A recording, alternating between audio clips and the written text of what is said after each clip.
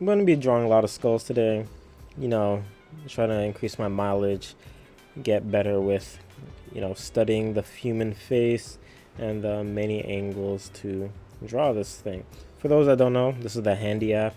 It does, reference models for hands, faces, and skulls, and things like that. So I'm just gonna, do an angle of this to study from, and we'll get to drawing as I'm talking about, my process. And I'll do a couple of these, might be in time lapse, but I'll talk about, the going ons about drawing the skull. So, you know how people usually start a drawing with a ball or a circle. It's best to think about it as a ball, since, three-dimensionality and stuff. It's sort of like the Loomis method a bit, but, not exactly, since, I'm not drawing the face, I'm just drawing a skull.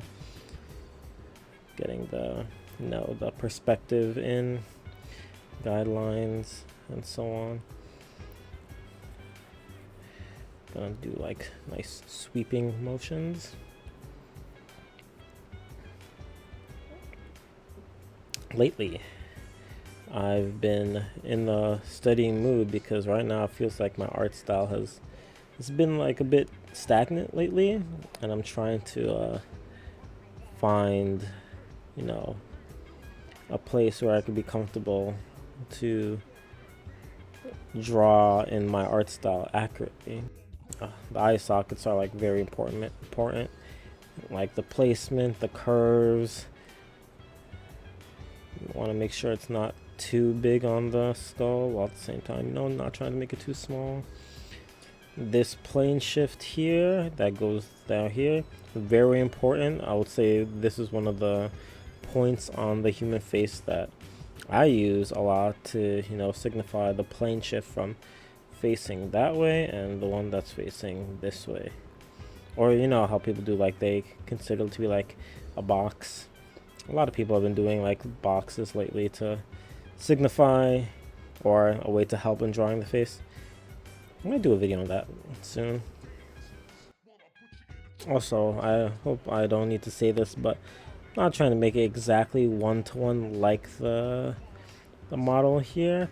Just trying to get a good idea. I will say, not everything for a study has to be perfect, especially if it's just for the purpose of studying.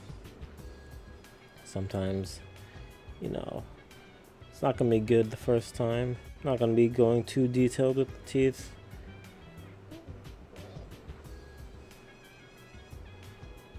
Again, just trying to get the basic gist.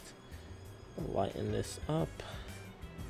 I hear some artists sort of say, like, do I have to, do studies, do master studies, pick up an art book and, like, learn how to draw?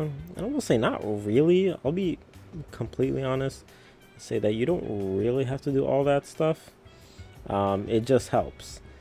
Again, people always hear the tried and true excuse of, it's not messed up, it's just my style. And people think they could always use that to get away with not drawing accurate things, and honestly, in a way, you can just say that if it looks good, art really runs by the rule of cool.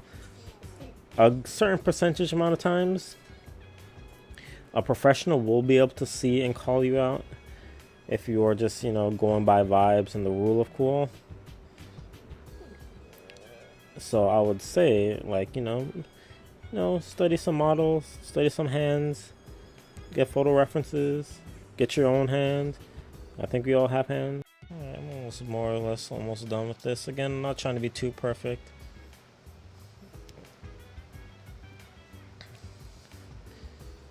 Just trying to get the, the gist of the skull. Again, not the best. We got these little things.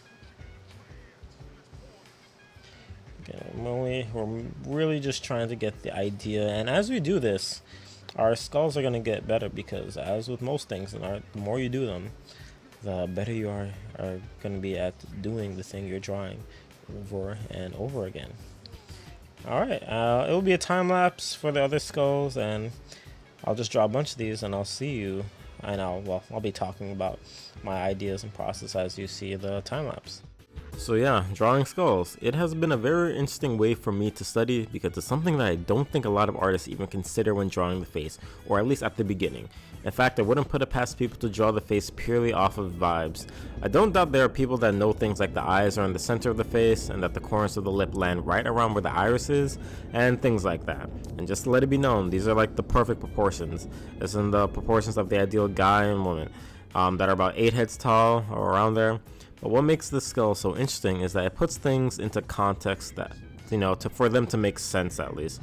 For example, the cheekbone is a particular landmark that really helps me in knowing how to draw the curvature of the face, especially in a 3/4 angle shot. It also helps in plane shifts, but I'll talk about that in a later video. I'll admit that it's sort of hard to tell how much skill you're gaining from drawing skulls since you aren't really ever drawing the face from directly the skull and then proceed to draw the skin on top. Rather, we have methods like the Loomis method, which is probably the most popular drawing method, especially for the face, so much so that he made a dedicated book on how to draw the face. Procreate also has videos that uses the Loomis method, so there's definitely a huge supply of resources that help in drawing in that method. But it is my theory that if you pair your mileage with drawing a lot of skulls and then combine it with the construction or any construction method that you like, you'll even go further in your art journey. You can even see that as I continue to draw these skulls in different angles, I'm sort of getting better and better at drawing, because I'll admit that the first time I drew one, I'll admit it didn't look so good. But as I said earlier, the more you draw something that you're not good at, and if you keep drawing, you will eventually get better at it. I sort of joked about how people don't really draw the face by starting out with the skull, but I really wanted to test that out, and it honestly came out pretty well. I started with the skull and I tried to draw a face on top of that. I do feel much more confident in the placement of the eyes, nose, and mouth since I'm getting better at visualizing the underlying structures. And the next thing that I do want to make a video about, as I mentioned earlier, is talking about the plane shifts of the face and studying up on those as well. You can see me doing a rough face mannequin, focusing on just the planes of the face.